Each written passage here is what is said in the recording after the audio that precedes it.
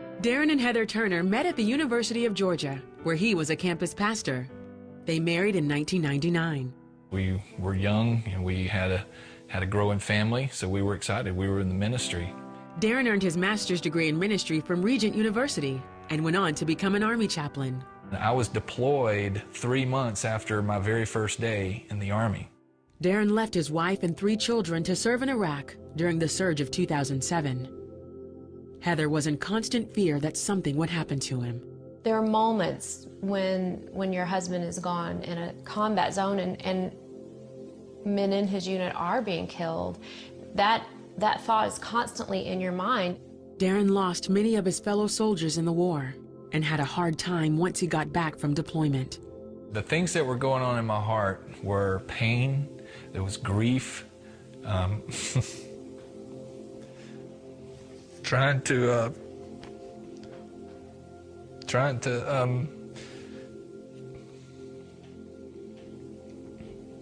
remember the guys that I lost, and it was a hard time, and knowing that I was going to see their families and their children, and at the same time my kids want to go to the park and play, and they don't have a context of where I came from, and I don't want them to have a context of where I came from. I don't want them to carry that burden. So where did I take the burden? I didn't take it anywhere. I kept it inside, and that quickly began to leak out. In my relationship with my wife, I began to snap at little things, and it didn't matter if she was right or wrong. That wasn't the point. It was an opportunity for me to let some of my anger and frustration out, and I didn't handle that well. And we were not at all being intentional about our relationship. We were not fighting together for our relationship. I wasn't really fighting for our marriage. I was fighting against him for our marriage. And he was just running away. She was just my wife, and she wasn't in the deployment, and I didn't think that she understood who I was or where I had come from. The animosity continued to get worse over the next 6 months. Heather told Darren he had to leave.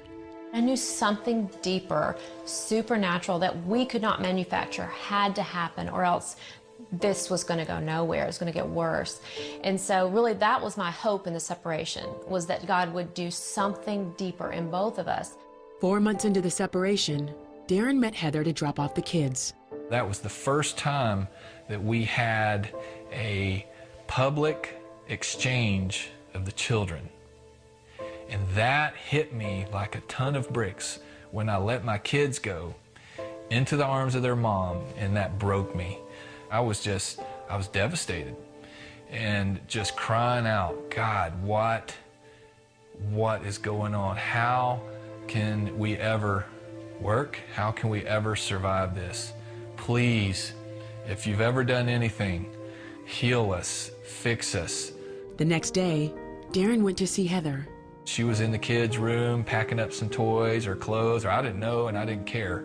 And I just went to her and grabbed her and squeezed her. I was boo-hooing, she started boo-hooing, and I would not let her go. And that day, I made a conscious decision in my heart and just had to humble myself. And